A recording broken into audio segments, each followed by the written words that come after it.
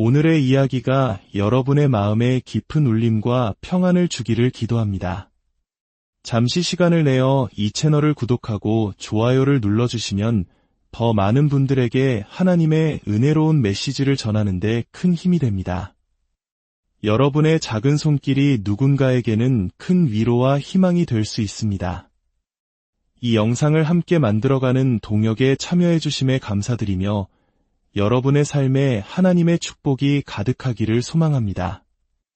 이제 마음을 열고 오늘 우리에게 주시는 음성에 귀 기울여 보겠습니다. 안녕하세요. 지식과 지혜의 샘터, 인사이트 스토리입니다.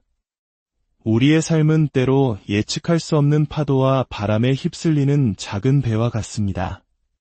오늘 우리는 그 파도 속에서 어떻게 중심을 잡고 혼란 속에서 어떻게 평안을 찾을 수 있는지에 대한 깊은 지혜를 나누고자 합니다. 오늘의 이야기는 찬양의 깊은 울림 속에서 시작됩니다. 잠시 눈을 감고 상상해 보십시오. 수많은 사람들이 한자리에 모여 오직 한 분, 창조주 하나님을 향해 마음을 다해 노래하는 모습을 말입니다. 모든 목소리가 하나가 되어 공간을 가득 채웁니다. 그들의 찬양은 단순한 노래가 아닙니다. 그것은 모든 생각과 감정, 세상의 모든 염려를 넘어 가장 높은 곳에 계신 주님을 향한 경배이며 그분의 이름을 높여드리는 영광의 선포입니다. 왕좌에 앉으신 주님 주위에서 천사들이 끊임없이 거룩, 거룩, 거룩을 외치듯 우리 역시 그분의 위대하심과 아름다우심에 대한 경외감으로 가득 차 우리의 왕이신 예수 그리스도를 높여드립니다. 두 손을 들고 우리의 마음을 온전히 내어드리는 이 시간, 주님의 집에 거하는 기쁨과 주님의 백성과 함께하는 즐거움이 얼마나 큰지를 온몸으로 느끼게 됩니다. 이 경배의 시간을 통해 우리는 세상이 줄 수 없는 깊은 평안과 회복을 경험합니다. 이러한 영적인 분위기 속에서 놀라운 창조적 영감이 부어지는 이야기는 우리에게 큰 교훈을 줍니다. 최근 전 세계에서 모인 작곡가들이 함께한 자리에서 있었던 일입니다. 약 40여 개의 작곡 세션이 진행되었는데 각각의 팀마다 최소 3명 이상이 참여한 대규모 프로젝트였습니다. 하지만 놀랍게도 그 과정은 전혀 힘들거나 억지스럽지 않았습니다. 마치 하늘로부터 초자연적인 은혜가 폭포수처럼 쏟아지는 듯했습니다. 한 사람은 9곡을, 다른 사람은 8곡을 쓰는 등 참여한 모두가 막힘없이 샘솟는 영감으로 아름다운 찬양들을 만들어냈습니다. 요한계시록에는 성령이 교회들에게 하시는 말씀을 들을지어다 라는 구절이 있습니다. 여기서 교회들이라는 복수형 표현은 하나님께서 이 땅의 다양한 공동체들을 통해 일하고 계심을 보여줍니다. 이 작곡가들의 모임 또한 그 아름다운 증거 중 하나였습니다. 하나님께서 전 세계에 행하시는 놀라운 일들의 열매가 바로 우리 자신이라는 사실을 깨닫게 하는 순간이었습니다. 앞으로 1, 2년 동안 그 은혜의 시간 속에서 태어난 찬양들이 우리에게 큰 감동과 위로를 전해줄 것입니다. 이처럼 성령의 임재가 가득한 곳에서는 우리의 영혼이 소생하고 새로운 힘을 얻게 됩니다. 그리고 그 힘은 단순히 우리 안에 머무는 것이 아니라 세상을 향해 뻗어나가는 선교의 동력이 됩니다. 여기 히말라야의 척박한 땅에서 28년간 헌신한 한 선교사 부부의 이야기가 있습니다. 그들은 네팔이라는 낯선 땅으로 부름받았을 때 2가지를 굳게 다짐했습니다. 첫째는 예수님과의 깊은 친밀함 없이는 가지 않겠다는 것이었고, 둘째는 가난한 자들을 향한 사랑 없이는 가지 않겠다는 것이었습니다. 네팔에 도착한 그들에게 하나님께서는 3가지 구체적인 사역을 맡기셨습니다. 고아와 과부를 돌보는 것, 접근하기 어려운 오지에 교회를 세우는 것, 그리고 수도 카트만두의 거리에서 소외된 이들을 사랑하는 것이었습니다. 지난 14년 반 동안 그들의 가장 큰 초점은 아이들이었습니다. 하나님께서는 이 아이들이 네팔을 가로지르는 부흥의 불꽃이 될 것이라고 예언하셨습니다. 그 예언을 붙들고 부부는 40명의 아이들을 자녀로 삼아 어린이의 집을 운영하기 시작했습니다. 그 아이들은 모두 예수님을 사랑하며 놀라운 예배 인도자로 성장하여 이제는 교회를 이끌고 있습니다. 최근에는 그들 중 세 아들이 평생을 선교사로 헌신하겠다는 놀라운 고백을 해왔습니다. 이제 갓 19살, 20살이 된 아들들이 부모의 사역에 동참하게 된 것은 그들에게 큰 기쁨이자 감동이었습니다. 또한 하나님께서는 네팔이 인구학적으로 가장 복음이 필요한 두 지역, 인도와 중국 사이에 위치해 있다는 사실을 통해 새로운 비전을 주셨습니다. 그것은 바로 히말라야 지역과 그 너머를 섬길 선교사들을 양성하는 선교학교를 세우는 것이었습니다.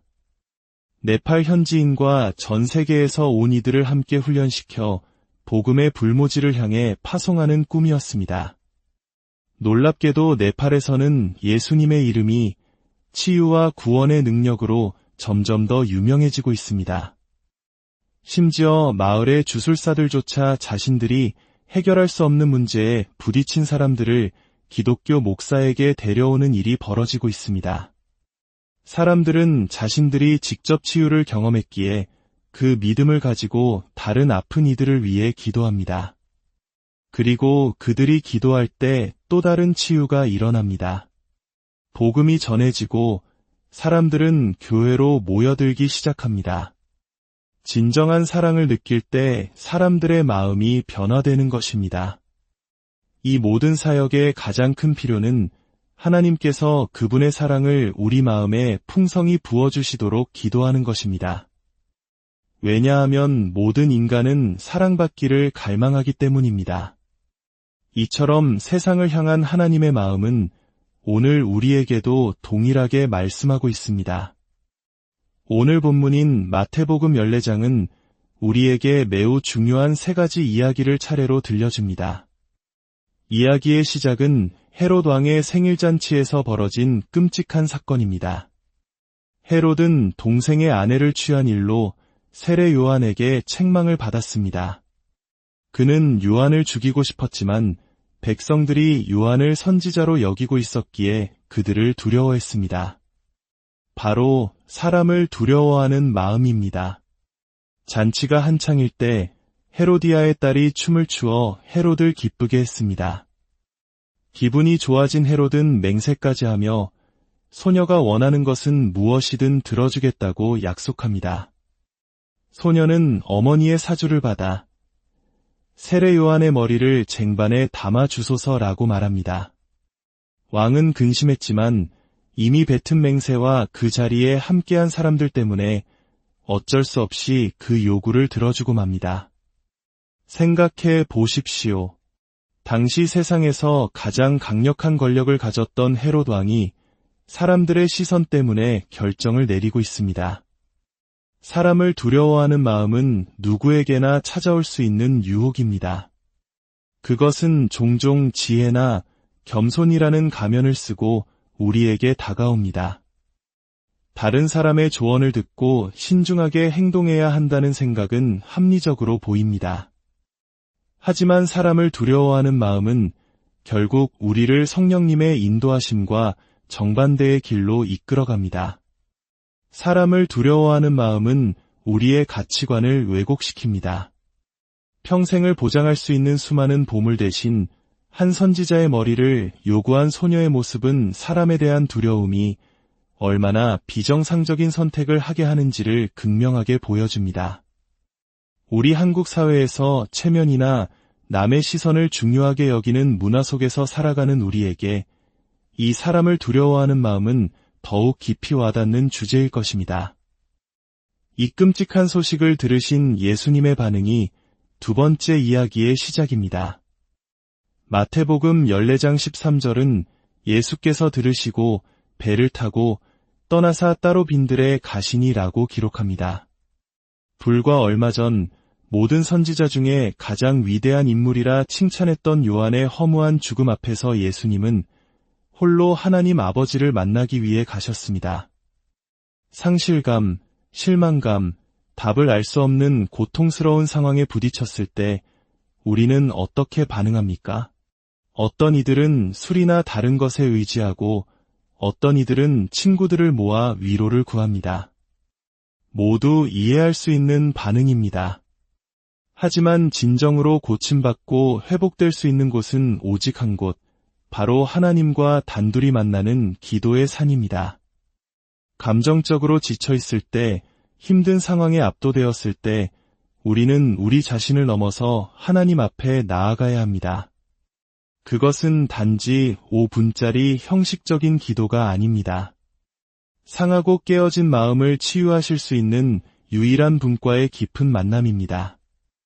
오늘 해결되지 않으면 내일 다시 그 산에 올라야 합니다. 우리 문화는 너무나 많은 선택지를 제공하고 예수님은 그저 그 목록 중 하나처럼 여겨지기도 합니다.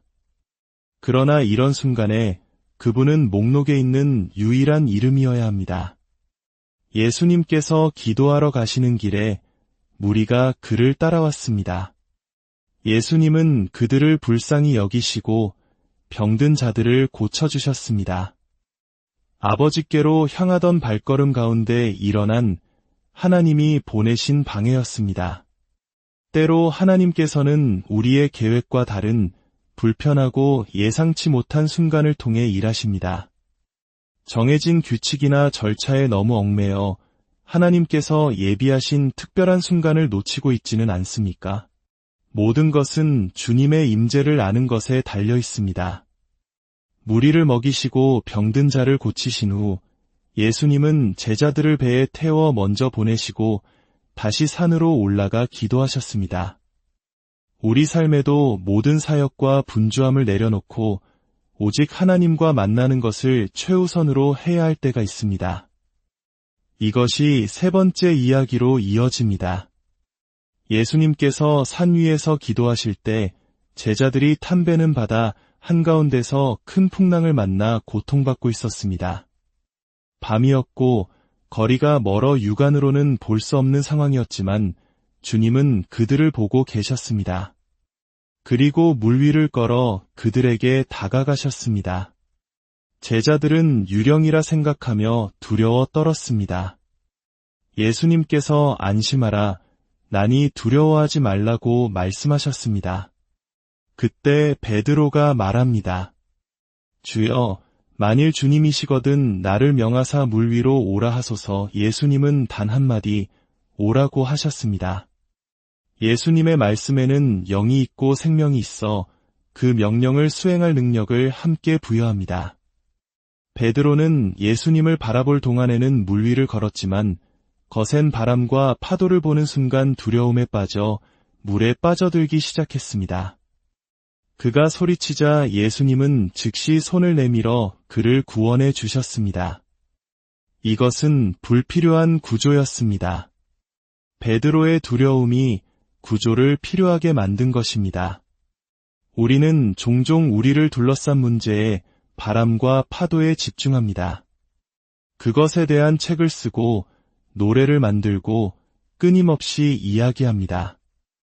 하지만 그것들은 우리를 물 위에 서게 하시는 분으로부터 우리의 시선을 빼앗으려는 경쟁자일 뿐입니다. 우리의 관심을 끄는 모든 것은 결국 우리의 마음과 경배를 얻으려는 것입니다. 두려움은 우리를 안전한 곳에서 취약한 곳으로 끌어냅니다. 반면 하나님을 경외하는 마음은 사람을 두려워하는 마음을 이기는 유일한 해독제입니다. 이 둘은 공존할 수 없습니다. 이야기의 마지막은 놀라운 기적으로 끝을 맺습니다. 풍랑을 잠재우고 육지에 도착했을 때 그곳 사람들이 예수님을 알아보고 모든 병든 자를 데려왔습니다. 그리고 그분의 옷자락에 손을 대는 사람마다 완전히 나음을 입었습니다. 보십시오. 깊은 상실과 실망감으로 시작된 이야기가 기도와 순종을 거쳐 자연을 다스리고 모든 질병을 치유하는 놀라운 권능의 나타남으로 끝이 납니다. 우리의 가장 큰 돌파와 부흥은 상실과 실망을 겪은 후 홀로 하나님을 만나는 산 위의 시간 저편에 예비되어 있습니다. 고통스러운 경험들을 하나님 앞에 가져갈 때 그것은 우리를 더 깊은 영광으로 이끄는 통로가 됩니다. 골로새서 3장 12절은 이렇게 권면합니다. 그러므로 너희는 하나님이 택하사 거룩하고 사랑받는 자처럼 긍휼과 자비와 겸손과 온유와 오래 참음을 옷 입고 이 모든 것 위에 사랑을 더하라. 하나님의 택함받은 자녀로서 우리에게는 세상이 갖지 못한 특별한 옷장이 있습니다. 매일 아침 우리가 의식적으로 옷을 골라 입는 것처럼 우리는 하나님의 성품을 옷 입기로 선택해야 합니다. 친절을 입고 자비를 입고 평화를 입으십시오. 왜냐하면 이 세상은 우리를 통해 살아계신 예수 그리스도를 보아야 할 권리가 있기 때문입니다. 오늘 성령께서 당신을 부르고 계십니다. 당신을 기도의 산으로 부르고 계십니다. 분주함과 염려를 내려놓고 첫사랑이신 그분께로 돌아오라고 초대하고 계십니다.